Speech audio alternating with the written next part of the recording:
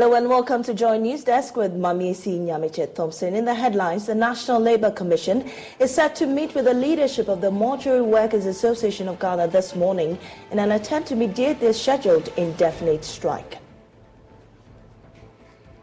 We have more for you as we speak with the National Labour Commission and the Mortuary Workers Union. Also, Special Prosecutor Kizio Jabing is this morning holding a news conference on some critical developments related to the operations and sanctions. More than 600 individuals face displacement, with some confined in their homes due to the overflow of the Dawanya Dam in the Ningo Prampram district. We have more for you on this. Enjoy Clean Ghana campaign records high impact as a study reveals 8 out of 10 persons in Accra have changed their approach to sanitation issues in their environments. We have details of a study conducted by the AMA. These are more coming up in a short while. Please stay. Don't go away.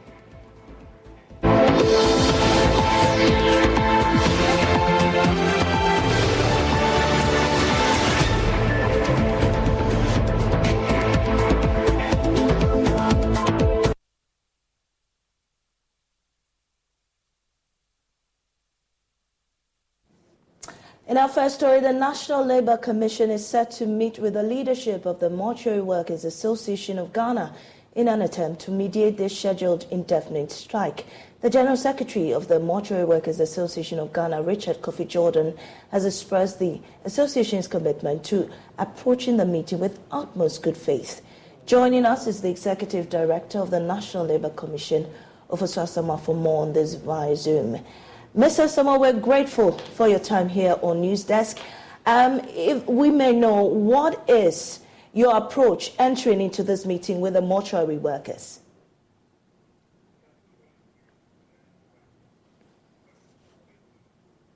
Unfortunately, we are unable to reach Mr. Asamoah, but we'll be going back to him. We'll do other stories until we get him. We'll move back to that story. Now, more than 600 individuals face displacement and some confined in their residences due to the overflow of the Dawanya Dam in the Ningo Prampram district. The flooding stemming from the Dawanya Dam occurred on Monday afternoon.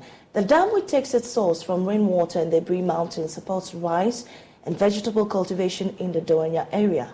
Those impacted are seeking assistance, prompting the evacuation of affected persons. Joy News System correspondent Elvis Washington was on a tour with some officials and has filed this report. The Dawanya Dam overflow has resulted in the loss of several homes and valuable properties running into thousands of Ghana cedis. While this is a recurring issue within the area during rainy seasons, affected residents claim this time has been exceptionally damaging.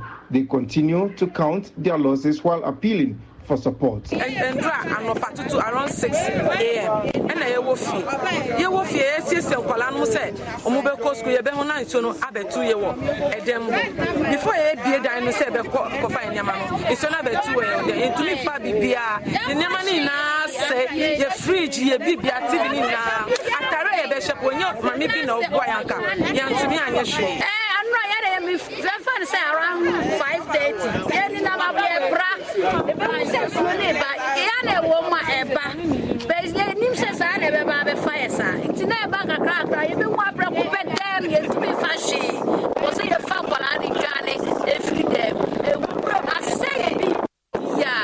and any 3 days in Swene Toyeno.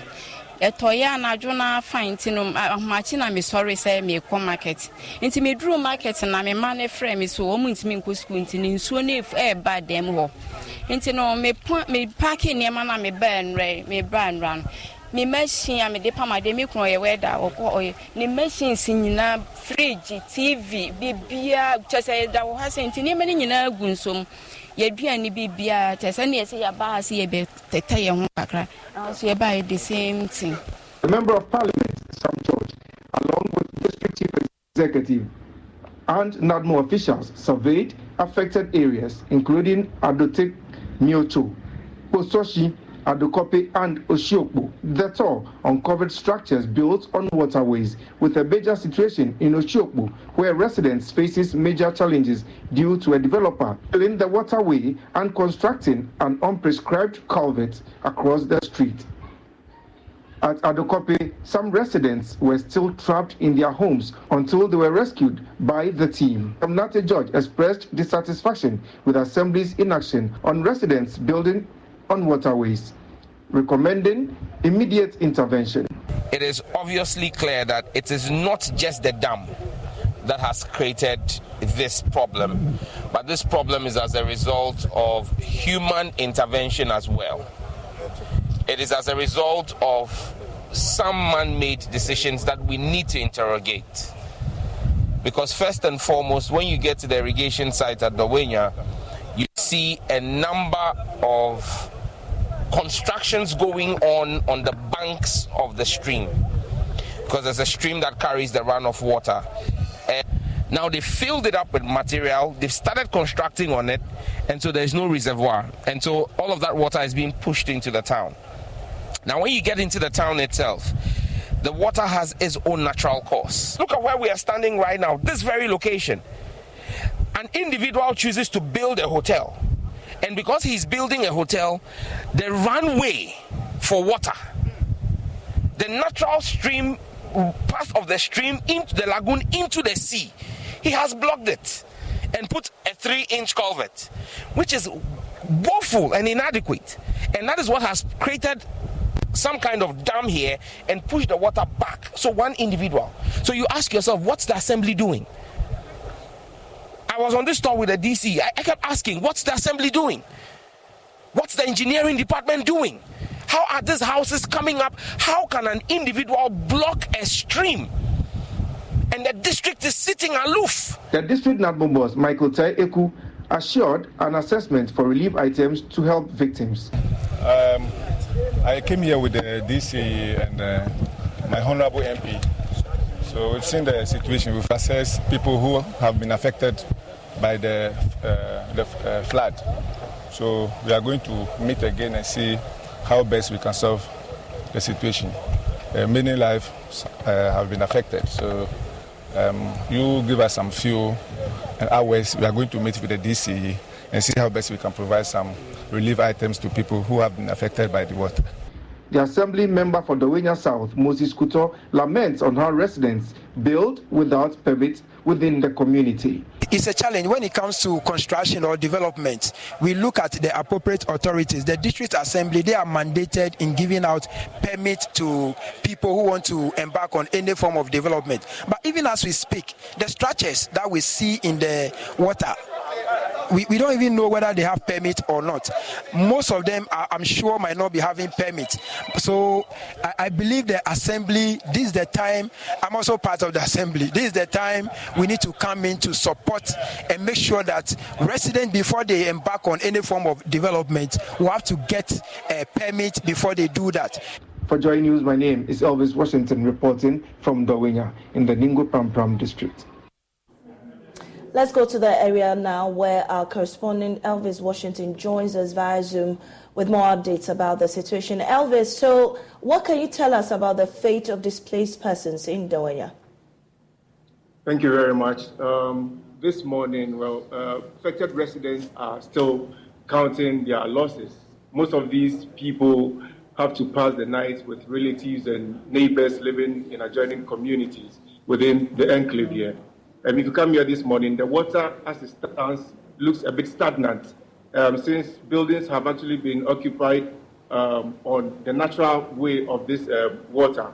Most of the affected residents have their buildings built directly in the middle of the waterway, so it makes it very difficult for the water to find its way into the Lalue stream. There is a stream in the Dawenya town that actually makes way, that actually conveys water from the mountains and then also from the dam. But unfortunately, residents have actually built on it. So if you come here this morning, residents are still counting their losses, and they have nowhere to go. They have had to perch with some relatives and friends living within around the community. And this morning when I got here, nothing much has changed. These people are still roaming about, trying to get help from people and all that. Last night, the Member of Parliament and then the Assembly made some agreement that there was going to be a meeting where today these people would have been given some relief items. But unfortunately, this morning, nothing of that sort has actually happened. These people are still counting on the Assembly to come to their aid. If you come here, you see them in twos and threes, gathered, trying to think about the situation. The water is still stagnant. It doesn't look like it's receding anytime soon. So that is the situation here this morning. Well, Elvis, you talk about the Assembly, but have we in any case heard from NADMO, who are the official, directorate to seek to these relief items being provided for the victims?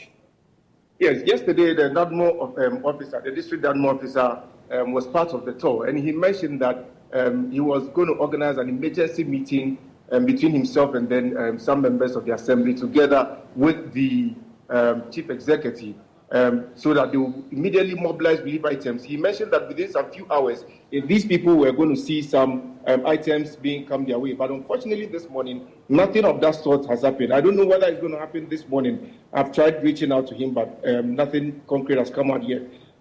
These people are still counting on them to come to their aid this morning because as it stands now, they have no hope except to fall on the Assembly and the benevolence of good people out there.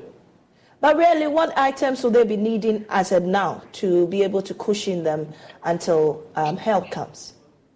Well, some of the people I spoke with yesterday and then this morning, they told me that they've lost everything, not even a blanket to sleep on. And one woman in the neighborhood here actually had to house about 40 people in her house. And indeed, she had nothing. So the people slept on bare floors. They slept on the bare floor. And so these people would definitely... Unfortunately, we lost correspondent Elvis Washington, who is at Dawanya for us, where almost 600 homes have been flooded by the Dawanya Dam. We'll move away from there and head to our very first story, where the National Labour Commission is set to meet with the leadership of the Mortuary Workers Association of Ghana, who are attempting to go on an indefinite strike. We have on the line or via Zoom Executive Director of the National Labour Commission, Mr. Alfoso Asamoah, joining us on this very development. Mr. Asamoah, please, can you tell us the approach into this meeting this morning? Yes, the National Labour Commission intends to meet the parties as the Mortuary Workers Association, Ministry of Health, the Ghana Health Service, and the Wages and Salaries Commission, representing the Ministry of Finance, to settle the issue of outstanding allowances and other grievances that were expressed and petitioned by the MOWAG. Earlier on when we got the petition, we quickly wrote to the Ministry of Health to apprise the Commission on what steps we are taking to abet this impending strike and outlining the complaints of the mortuary workers. In fact, since then, we also invited them to today's meeting so that apart from what they were going to write to us, the other party will also be around for us to iron out the differences if there were any outstanding. So there's been a series of meetings that have gone on between the mortuary workers and the ministry, and all parties seem to have come out with something. We have received letters yesterday and today which suggest a settlement and a directive signed by the Chief Director of the Ministry of Health, directing that the allowances that were outstanding and due the mortuary workers should be paid by the head of facilities to forestall the intended strike action. However, we have not received a letter from the mortuary workers confirming what we have received from the Ministry of Health and the Wages and Salaries Commission, telling us that they have implemented what they have to do. So they will be appearing before the Commission after 11 o'clock today, so that it will be put to them. If it is acceptable and it is what it is, then I think the issue will be solved. If not, the Commission will proceed to deal with all outstanding issues, so that there wouldn't be any strike or any labor-related industrial action. Well, Mr. Sama, is it this particular letter that is becoming the militating factor, preventing government from satisfying the concerns of these mortuary workers? Oh, the government, I wouldn't say, is being prevented by a letter or anything that I know of from implementing anything. Because at least they have signed a memorandum of understanding. So once it is signed, the two parties have agreed that this is what we ought to do. The problem I see from all the letters that we have received is that the implementation has been slow. And that is what the mortuary workers are running out of patience. They feel that the government or their employers have not committed themselves enough to the implementation. But like I said, with the letter received yesterday and another this morning, suggests that now a firm directive has been given for the facilities to implement what is outstanding. So that is it for now. But until the commission sits to put a stamp on it, I think this is what we have now. Right. So we look forward to the outcome of this meeting. We'll definitely so yes, by close of day today, I think the issue should be settled. We're certain that something positive is going to come out of today's meeting. Mr. Sam, are you with me? Yes. Yeah. And will be accordingly updated. Right. We're grateful for your time. You had Executive Director of the National Labour Commission, Ofosu Asamoah.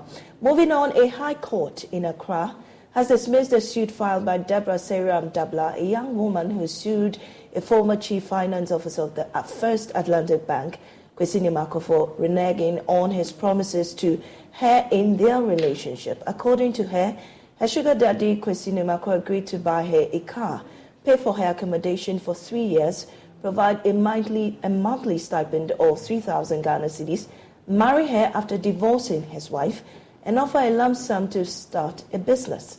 The court, presided over by Justice John Bosco Nabaresi, says the relationship between the two was founded on immorality and also did not conform to accepted norms of society. Legal Affairs correspondent Richard Kojunyako has more on this report.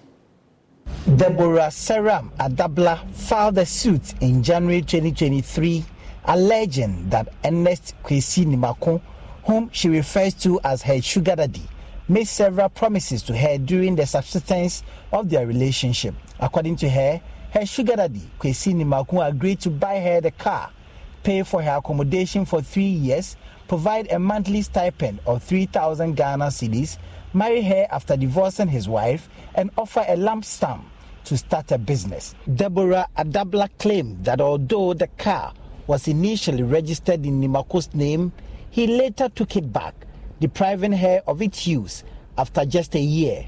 Additionally, she asserted that Kwesi Nimako paid for only 1 year of accommodation, despite promising to cover 3 years. The plaintiff was seeking an order from the court directed at the sugar daddy to transfer the title of the car into her name and also give her back the car. She prayed the court to order the defendant to pay her the lump sum to enable her to start a business to take care of herself as agreed by the plaintiff and the defendant. Another relief she also sought was for the court to order the sugar daddy to pay the outstanding 2 years accommodation as agreed between her and the defendant. That was not all. She also wanted the court to order the defendant to pay her medical expenses as a result of a side effect of a family planning treatment Kwesi Nimako told her to do in order not to get pregnant. On Tuesday, the court dismissed the case, saying the writ filed by Seram Adabla discloses no cause of action. The court, in dismissing the case, indicated that the foundation of the relationship between the two was one that the court should not be disturbed with and be invited to give it judicial blessings. The presiding judge, Justice John Bosco Nabarese, says one cannot recover the price of something he or she has committed into an immoral act. The plaintiff, Sarah Adabla, was subsequently slapped with a cost of 10,000 Ghana cedis. Reporting for Joy News from the court complex, my name is Richard Kwejenyako. Now, from that to some exciting news, the Joy Clean Ghana campaign is yielding positive behavioral changes as 8 out of 10 persons within the Accra metropolis have changed their approach to sanitation in their communities. This was contained in a survey conducted by the Accra Metropolitan Assembly into the impact of the Joy Clean Ghana campaign over a 2-year period. There's more in this report. The Joy Clean Ghana campaign began with the goal to name and shame environmental health and sanitation offenders on camera to serve as deterrent whilst promoting good hygiene practices of environmental health and sanitation within the Accra metropolis. The Accra Metropolitan Assembly has quickened its steps to introduce star rating systems to improve sanitary conditions. Just like hotels receive stars, the AMA has commenced the assessment of public toilet facilities with a star rating system. That was one of the episodes where the AMA was on inspection tour of some public toilet facilities. After 4 years of airing the Joy Clean Ghana campaign, the AMA has conducted a research into its impact on the audience. The survey was done in 3 sub-metros called clusters of the AMA. 250 respondents were selected from each of the 3 sub-metros for the study.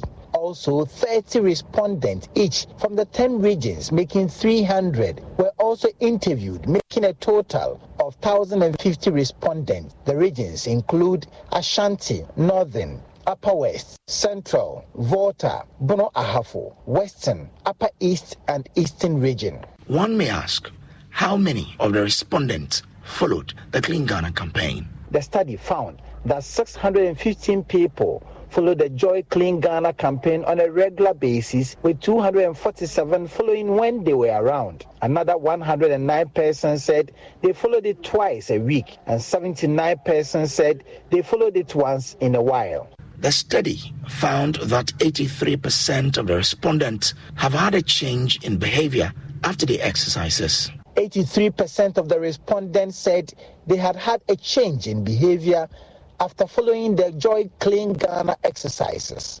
8% said there had not been any change, and 9% of the respondents could not tell. Going deeper into the findings, 50% of the respondents said they are very careful about food safety now. 24% said they've stopped buying food from outside. 18% also said they have started doing the right things, with 8% of the respondents saying they have stopped selling in dirty environments. The report concludes that a Joy Clean Ghana campaign brought life into the environmental health awareness in Ghana. We are doing this, like I keep saying, as a continuous improvement measure. They will not be worried. It will rather put the operator and the cleaners on their toes, and it also gives some comfort to the user. So it's a win-win situation. This report serves as a background for the Joy Clean Ghana campaign to expand into other areas in the country. The next phase of the exercise will see us coming to a place closer to you. For Joy News, Samuel Kojo-Brace, Accra.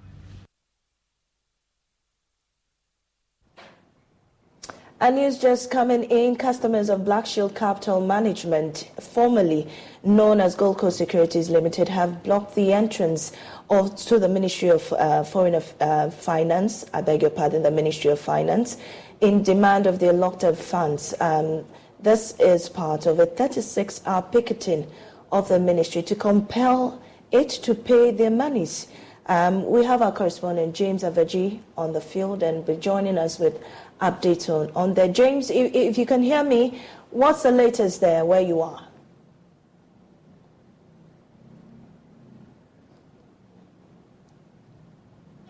Okay.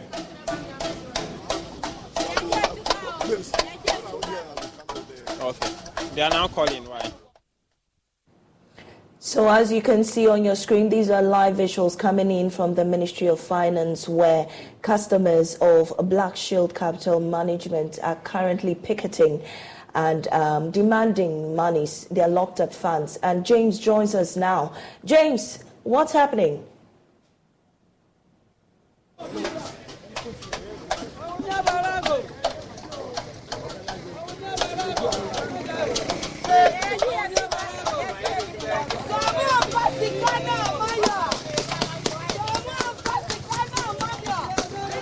These are on your screen you can see one of the customers attempting to remove her clothing, but unfortunately that is. We have James on the line with us telling us what's happening. Hello, Mommy, can you hear me? I can hear you now, James. Unfortunately, this woman trying to take off her clothes on the screen. What more can you report where you are? So, these are customers of Black Shield Fund Management Limited, formerly called Gold Coast Limited. And so they have been at the Finance Ministry for the past 24 hours. What they started yesterday at about 11 a.m. was a 36-hour marathon of picketing to demand for their locked-up funds. We know that somewhere in 2018-2019, government, through the Security and Exchanges Commission, withdrew the licenses of Gold Coast Fund Management, leading to the locking up of funds of hundreds or thousands of customers. They have been placing demands on government over the period to make sure that their funds are redeemed. Now, yesterday at 11 a.m., they came to the Finance Ministry here to picket here. As we speak, the gates to the Finance Ministry have been locked to traffic. They have initially blocked the gate, not allowing any car inside or out of the Finance Ministry. But just in a few minutes ago, they moved to the street of the Finance Ministry. What it means is that no car can go through or use the street in front of the Finance Ministry as they press on their demand for their money. I would attempt to speak with a few of them to know what exactly their cases are. Mommy, please, how long have you been saving with the Gold Coast? Oh, so many years, but only I need my money. I sit here since from yesterday. I haven't been eating, and so I need if bread is better than now, just small. I will go. So you have also been here since yesterday? Yes, yesterday. I slept here. I haven't been passing. You slept where? Where exactly did you sleep? On the green glass. In the green glass. I sleep. I haven't been eating. I mean, what's the effect of this locked up funds on yourself, financially or health-wise? What has been the effect of the funds on you? Animal you guy. Imita and Shika. Me and for my health. Me call no man 70 years. 70 years. Me have grandchildren in mama. I couldn't give it. I no pay crime in the day. And when me the ham in Gary. Yeah. What's the call to government? I don't know. He said he won't give anything to us. A pay we can sleep here to January next year, 2024. He won't give us anything. Also, we can sleep here. He won't give us anything. So that's one of the customers saying that she's over 70 years, have been here since yesterday. She said she slept on the green grasses around here in the pursuit for her money. The demand is that government would heed to her call and pay her money. Let's try and speak with one of the leaders of the group. You are actually the convener. What's your name? Charles Nyami. Charles Nyaba. Okay. Very popular Charles Nyaba. Charles Nyami. Now, you started this yesterday. When are you ending? 7 p.m. today with the arrangement that we have with the police. And so the police have allowed you to block the entrance of the Finance Ministry? We will not say allowed, but we have blocked the entrance. Why? Because no one is attending to our needs. And we didn't come here for picnic. We came here for a protest. You mean that since I'm told that you started yesterday at 11, since you came yesterday till this morning, it's about 12 hours now, nobody has attended to you from the Finance Ministry? In fact, we were engaged by the Finance Ministry led by Honorable Mustafa Amin, the Minister of State for Finance Ministry. But in the meeting, he just insulted us. And we also walked out of the meeting. If you say he insulted you, what do you mean? We had met this minister earlier on the 12th of October when we came here to picket.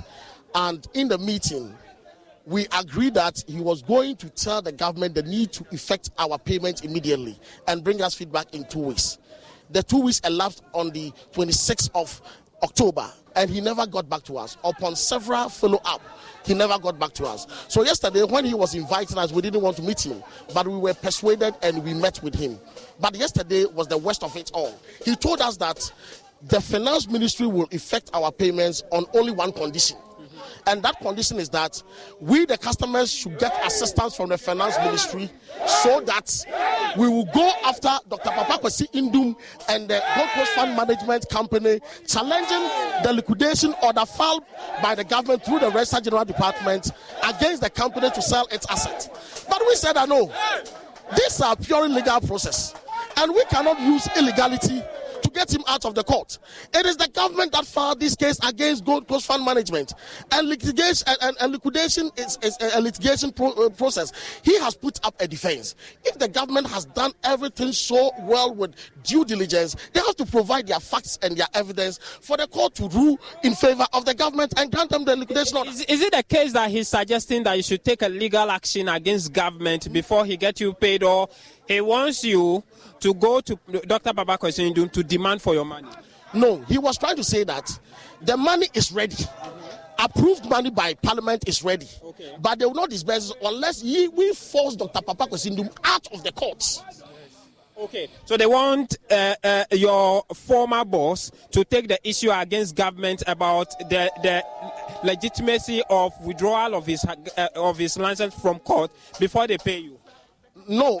He is not. This is not a challenging of withdrawal of licenses. There is two different cases ongoing in court as far as Gold Coast Fund Management is concerned. Okay. One is Gold Coast Fund Management challenging the withdrawal of its licenses. Okay. But that is not the bone of contention between we and the Finance Ministry on our payment. Okay, the contention is? The issue is there is another case, which is a liquidation case. They need authority from the court so that they can sell the properties of Gold Coast Fund Management. And that one is a liquidation order case, which the government has filed through the Registrar General Department to get this liquidation order from the court so that they can sell the assets. And that is what, after they filed it, the Securities and Exchange, the Gold Coast Fund Management is putting up a defense. And it is up to government to prove beyond reasonable doubt that the Gold Coast Fund Management Company is duly insolvent and they need to be liquidated. Okay. Which I don't know if the government is fumbling in proving that case, and they want to use us through a legitimate means to fight Dr. Indum with machete and cutlasses to go out of court, okay, which it is out of order and we cannot do that. Okay, now as we speak, what's the total amount of funds of you customers locked up with Black Shield? As we stand, according to the figures that we know, it's left with, for Black Shield customers alone, it's left with 4.3 billion Ghana cedis for Black Shield customers alone. These figures was mentioned to us on the 12th of October when we met with the Finance Ministry together with the regulator, Securities and Exchange Commission. We asked them that what was the total portfolio for Gold Coast Fund Management before the revocation of licenses, and they said that it was 5.3 billion. And we asked them that out of the partial bailout, how much have they paid as part payment to Gold Coast Fund Management customers? And they said little over 700 million Ghana cedis. It means that they have not paid even a billion Ghana cedis to us. So as we speak, they owe you over 4 billion Ghana cedis. How many are you in all? Right now we are over 61,000 direct customers. And these direct customers, we have corporate institutions which involve a lot of individuals as a one portfolio counted. We have a lot of financial institutions like the microfinances, the cooperative credit union, churches and other institutions. Okay, but all these things are counted as a single investment claim. So if we open up the tentacles, these 61,000 customers will spread to not less than 150,000 customers. Okay, so by 7 p.m., what do you expect government to tell you? And in the event that you do not hear that from government, what's your next line of action? By 7 p.m., if we do not hear anything from the government, as far as we are concerned, that is the arrangement we have with the police. So we will end the protest and we will let you know our next line of action. Okay. And so that is Charles Nyame, a convener for Black Shield Customer. He says that there are about 61,000 of them, including, institutions, including individuals who government owed a total of over 4 billion Ghana cedis. They started this yesterday at 11 p.m. and they say that they will be continuing to 7 p.m. today. As we speak, they have blocked the entrance. No car of workers of the finance ministry is going in and out of the ministry. They have just moved that to the main route in front of the finance ministry. What they intend to do is to occupy this place, people ranging from pensioners. I just spoke with a woman who says she's over 70 and her money is there. They are demanding government to pay. Although government has promised in the 2024 budget that they are actually working towards resolving these issues, they said they are taking none of that. All they want is payment of their over 4 billion Ghana cedis. So that's the issue here. That's what is going on at the finance ministry as we speak. But James, have you been able to hear from the finance ministry, anybody at all telling you which steps they're taking as to address the concerns of these people?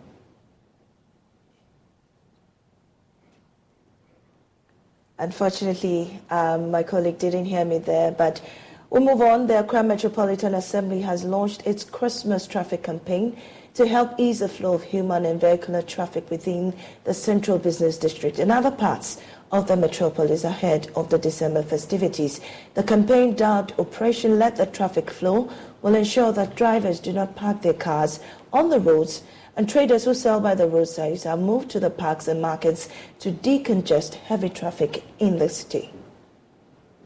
Traffic congestion in the central business area in the Greater Accra region reaches its peak each year during Christmas and New Year festivities. The rush to get Christmas gifts for loved ones and the inflow of family from the diaspora and other cities contribute to the levels of traffic in the capital. As part of efforts to decongest the heavy human and vehicular traffic in the city this December, the Accra Metropolitan Assembly has launched its Christmas traffic campaign dubbed Operation Let the Traffic Flow. The mayor of Accra, Elizabeth Saki, is cautioning traders against trading on pavement and roads in the city. She stated that it is unlawful for drivers to park their vehicles on the roads and is urging them to desist from the act. While the Assembly deeply appreciates the invaluable contribution of the informal sector, including street vendors, to our city's vibrant life, Operation Let the Traffic Flow has become imperative for the overall well-being of all. Trading on the streets and pavement aside the designated areas is prohibited and against the bylaw of the Assembly. Parking and loading at unauthorized places is unlawful. The vehicles found to be parked at the wrong places will be towed and offenders duly fined. Trading activities on the Carnation Overhead Bridge should cease immediately to prevent looming disasters. Head of Public Affairs for AMA, Gilbert Ankra, says the Metro Security Council has deployed a special task force to see to compliance issues. Let me state that the AMA currently, we are looking at our jurisdiction spans between areas of Ashedu Keteke, Okankwe South, and then Ablekwa South. So we are looking at the entire Central Business District. We are looking at areas within Carnation. Don't forget, Carnation also is some area where we have a lot of drivers parking on the streets and all that. So as part of this exercise, we're moving our men to these areas to ensure that we not necessarily decongest, but to ensure that we ease people who have who are operating within areas which bring congestion. The Accra Metropolitan Assembly is urging citizens in the region to refrain from littering in the city. Rejoice Semefak Pesu's report read to you. ATC Ghana has identified that the availability of highly skilled ICT professionals is key to the sustainability and effectiveness of operations in the telecommunications industry. The initiative since 2018 has led to the establishment of 20 learning centers in the country. The latest is a fully furnished digital community ICT lab at the Ghana Girls Guide Training Center at Achimota. Ethan Lai was at the commissioning and reports. ATC has identified that the availability of highly skilled ICT professionals is key to the sustainability and effectiveness of operations in the telecommunications industry. CEO of ATC Ghana, Mr. Ashton Singh, said the Digital Communities Program is one of their key flagship initiatives to support a digitally driven socio-economic life in line with their sustainability commitment. They are located strategically close to basic schools to ensure easy access to aid teaching and learning. Since 2018, ATC Ghana has completed 10 such fully equipped centers, which are currently in use across the country. The digital communities are mainly targeted at basic school pupils and residents in underserved communities. The digital communities, therefore, are positioned strategically to pique the interest of pupils in ICT at a young age. Chief Director of the Ministry, Mrs. Mamile Andrews, said she believes the initiative positions the young children to fit perfectly within the digital age. This partnership is not only marking a significant step towards bridging the digital divide, but it's also empowering our girls across the country through access to ICT education and information. According to International Commissioner of the Ghana Girls Guide Association, Mrs. Cynthia Labram, this project, which is their second in partnership with ATC, will be very beneficial to the girls and other schools that do not have ICT labs. This place is currently our work center, so we'll have girl guides from all around the world coming here for trainings. So this being here will also serve as an ICT center for them to train. The Girls Guide are also excited about the project. I will get an opportunity, a chance to research on all the things like climate change. I think it's a really nice thing that they've done here. And I hope it impacts not only me, but every other guide here. The project is part of their global philanthropic and sustainability initiative, which aims to build over 2,000 digital communities lab by 2025 and encourage more girls to get into ICT. For Joy News, Ethan Lai's report read to you. You're still listening to Joy News Desk. We'll be right back with business.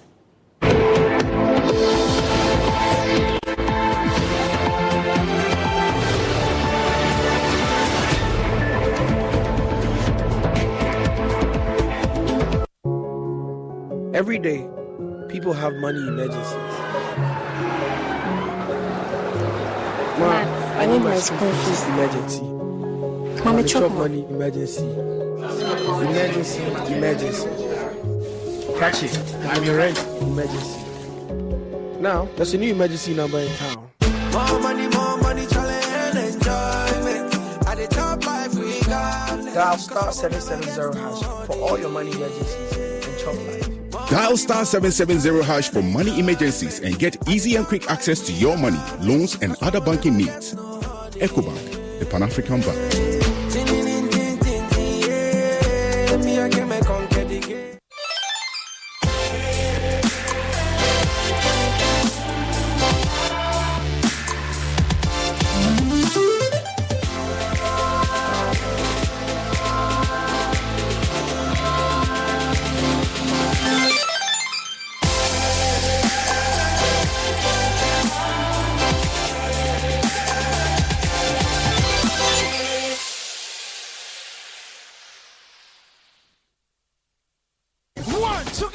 Let's go, sir. Hello, with everybody for you. I did your shake bello. Your favorite TV game show, Step Up, is back with another amazing season. This time, we are stepping up with Syntax Tank. Step up with Syntex Tank. We'll see contestants answer questions of your choice and win over 6,000 Ghana Cedis cash prize weekly and other products from our sponsors. This season, viewers at home should watch out for the Syntex Tank question of the week. Be the first to answer correctly via WhatsApp or send SMS to 050-833-8888 and win incredible prizes. The person who answers most of the weekly questions correctly and fastest gets a 65-inch Samsung TV at the end of the season. Step up with Syntex Tank, showing on Joy Prime every Sunday, 7:30 p.m. Sponsored by Bell Eyes, MTN Momo, Angel Cola. Powered by Syntex Tank. Joy Prime, your ultimate experience.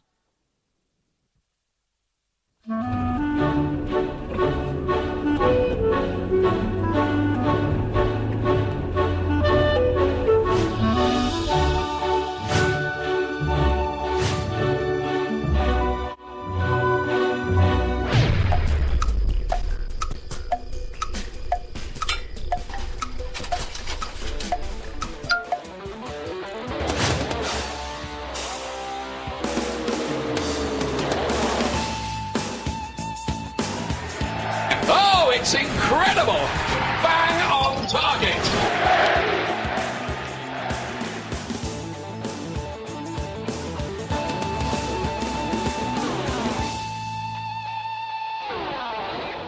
Oh, banana!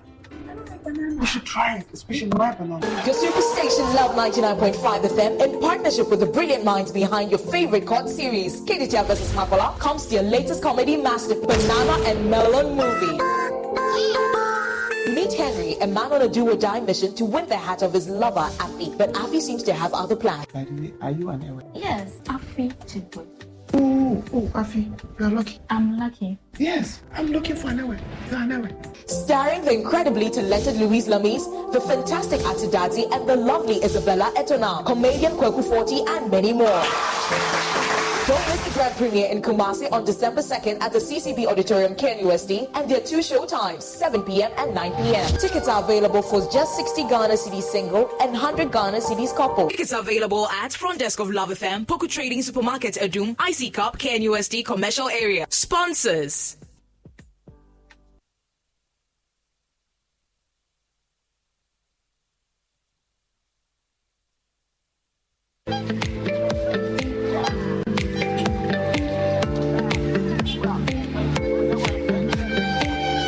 Ready to be inspired and uplifted when we take you on a captivating journey through the heart of Ghana on the flip side of the Living Standard series, where we focused on the struggles of everyday people battered by the economic crisis. Now we focus on the stories of hope. We delve into the lives of average Ghanaians and businesses fearlessly taking on the challenges of a tough economy with determination. I believe things will get better. That's why I'm not giving up. Life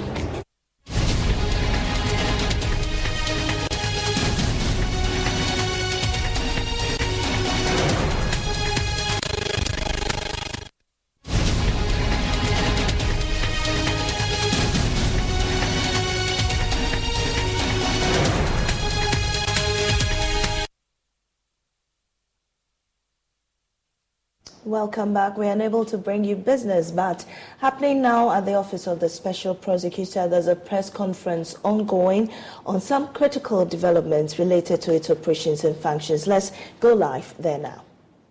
I assumed this position, I am proud to announce that the office now has its full establishment staff of 249. This recruitment drive is 4 years behind schedule. However, we are excited that we have our full complement of the foundation staff seated now.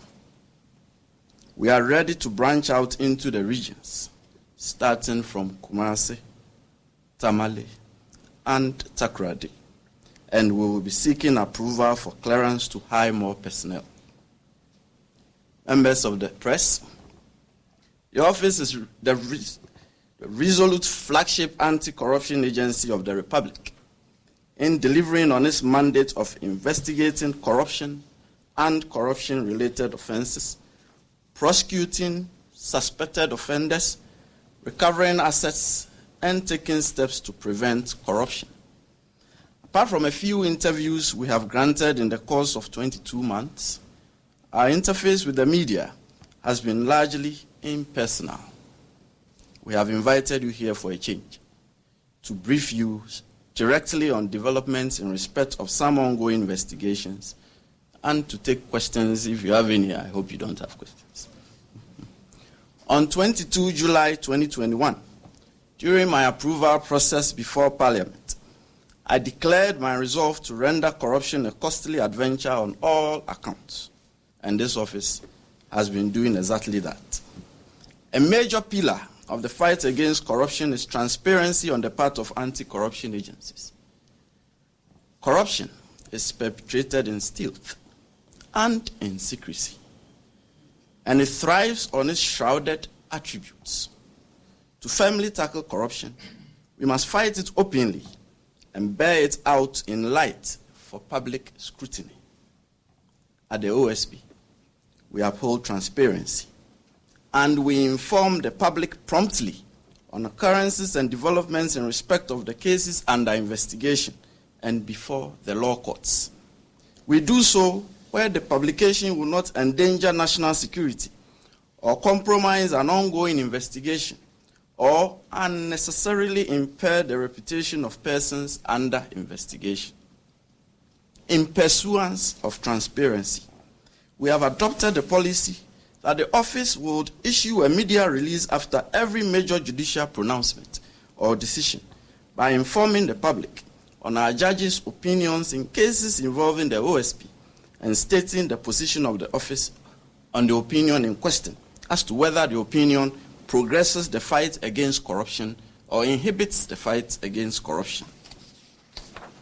This policy is as novel as the office itself, and much like every aspect and operation of this office, the policy has generated public debate on its propriety or otherwise. Those who applaud this policy of transparency see it for what it is: public information and assurances of the position of the office on the fight against corruption, and nothing more. Those who decry it see it as an attack on the judiciary. Indeed, I have had several calls from well-meaning lawyers admonishing me that they have heard talk that our friends who have been elevated to the bench and presiding over cases in court do not take very kindly to criticism, especially of the public calling out variety as we do. And that if the office persists in the media releases, the judges will gang up against the office and throw out all our cases. Mind you, members of the press, collective admonition is from very senior and experienced lawyers who are men and women of the world. Members of the press, my learning of the law for the past 25 years in 3 different jurisdictions, my teaching and training of lawyers and law students for the past 17 years, my 20-year record at the bar, all bear testimony that I will be the last person to head and lead an institution to attack the judiciary.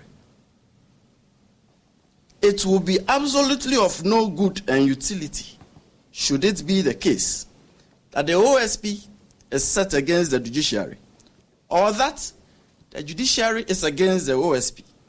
That will surely spell disastrous consequences for this republic, especially in the fight against corruption, to the unending glee of corrupt persons. The OSP will not countenance for a moment such an impression. What we do is a statement of our position on judicial pronouncements in the context of the fight against corruption and whether it benefits the quest against corruption or otherwise. And this is so whether the judicial decision in question is favorable to the OSP or not. And to the well-meaning lawyers who call to admonish me, I always assure them that I do not believe that our judges see themselves as above criticism. Indeed, I vividly recollect when years ago, as a private practitioner, a justice of the Supreme Court, softly chastised me in open court that I was not churning out enough published articles in critique of their work, because I was a lecturer at the University of Ghana. The judge added that criticism of judicial pronouncements was essential in guiding judges, and he fondly recollected the regular publications of old in the University of Ghana Law Journal and the Review of Ghana Law. I reckoned the judge's observation with admiration. Collectively with the well-meaning lawyers who admonish me, we philosophize and wonder if our judges would do such a thing as gang up against the flagship public anti-corruption agency to scuttle its work for whatever reason. Our musings ran along the lines of, would that not defeat the fight against corruption? Would that not put our young democracy in danger? Will the judges not stultify themselves in the process? We always end with an open-ended sigh, sometimes a sigh of relief, sometimes a sigh of concern, that may that never be the case. And personally, I do not believe that our judges will ever adopt such a dystopian stance. However, members of the press, there appears to be a developing trend of rather regressive and dismissive judicial decisions in respect of cases involving the OSP, with troubling consequences. And it seems to us that a careful examination of these outcomes portends a disturbing specter that the fight against corruption is being hampered to the disbenefit of us all. And I do not say these things lightly. 4 instances will suffice. In one case, the OSP applied to the High Court for a confirmation of a freezing order in respect of a deceased person's estate. The judge refused to confirm the order by, in effect, holding that the OSP had come too late since the person of interest had died, and that his death had extinguished the inquiry commenced after the occurrence of death. We publicly commented on this outcome, and the danger of this outcome is obvious, members of the press. It is to the effect that a person may, in his lifetime, acquire property through corruption, and then upon his demise, happily pass on the corruptly acquired property to his estate, and by so doing, extinguish all scrutiny as to the propriety or otherwise of the acquisition of the property, because his corrupt activities were not discovered during his lifetime. In the second instance, the OSP had declared as wanted a person it believed to be a fugitive from justice.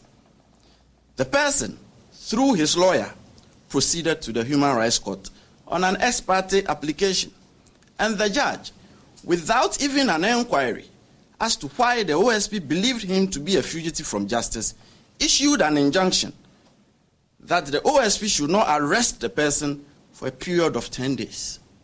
Members of the press, this is dangerous. It encourages criminal suspects to go before the courts to seek injunction orders against law enforcement agencies from apprehending them. The judge did not advert his mind to the well-founded proposition that no one has the right not to be arrested, and he accorded the suspect a right not to be arrested. In the third instance, the OSP applied to the High Court for a confirmation of a seizure order and a freezing order in respect of a person who had just resigned from a ministerial position and had reported that large cash sums in foreign denominations had been stolen from her residence. In addition, the OSP subsequently discovered additional large cash sums in foreign denominations and cedis still stashed in her residence. The judge hastily dismissed the OSP's application and ordered a return of the seized amounts and the defreezing of her property. And he proceeded to lash out at the OSP for not doing a thorough investigation, without the slightest consideration that the seizure and freezing orders are designed by law to facilitate investigation into the affairs of suspects, and not the other way around, of requiring thorough investigations before the OSP can seize or freeze. The judge also completely ignored the fact that in almost every jurisdiction, including Ghana, it is extremely unusual and highly suspicious for a public officer to have such large cash sums stashed in their homes, and that the circumstances of the case dictated pause and reflection and the granting of the OSP adequate time to carry out its investigation. In our estimation, the judge was only interested in the return of the money to the person of interest and nothing more. Then he proceeded to erect non-existent legal barriers to prevent the OSP from investigating the matter. I'll revisit this case. Members of the press, in the fourth instance, the OSP had issued an investigation report in respect of the grant of a customs advance ruling by the Customs Division of Ghana Revenue Authority. The report opined that there was an institutionalized culture of light-hearted unconcern regarding impropriety of action at the Customs Division of Ghana Revenue Authority, which indicated a high propensity to engender corruption and corruption-related activities. Consequently, the special prosecutor directed the opening of a wider investigation in respect of the affairs of the Customs Division. Further, in pursuance of the office's mandate of taking steps to prevent corruption, the special prosecutor directed remedial action by Ghana Revenue Authority. The authority has instituted processes on the basis of the special prosecutor's directive, which has saved the nation substantial revenue. Then comes the problem. The affected customs officials proceeded to the High Court to challenge the work of the OSP. The judge accused the OSP of constituting itself into a court and a commission of inquiry by making findings. In doing so, the judge conveniently shut his eyes to an express statutory provision that the OSP has the mandate to publish detected acts of corruption, and that was exactly what the OSP had done in the report. I wish it had ended there, but worse. The judge then proceeded to prohibit the OSP from further investigating the affected persons. Members of the press, the judge fell into the grievous fault of what he accused the OSP of by outlandishly going beyond his jurisdiction with a purported clothing of the affected persons with immunity from investigation and hence immunity from prosecution. Members of the press, the duty and mandate of the courts is to apply and enforce the laws of the Republic and not to grant persons immunity from criminal investigations and prosecution. A court cannot injunct the OSP from investigating or prosecuting any person. The decision to investigate and prosecute lies with the investigation and prosecution authorities, such as the OSP, and the OSP has at all material times carried out its power to investigate with candor and professionalism, being minded of the rights of suspects under its investigation. Members of the press, just as it is essential that anyone accused of a crime should have free access to the courts so that he may be duly acquitted if found not guilty of the offense with which he or she is charged, it is also of the utmost importance that the judiciary should not interfere with investigation and prosecution authorities in respect of matters which are within their statutory powers. It will be gravely inimical to public policy, the fight against corruption, and the administration of justice if the court stepped into this arena to decide who should be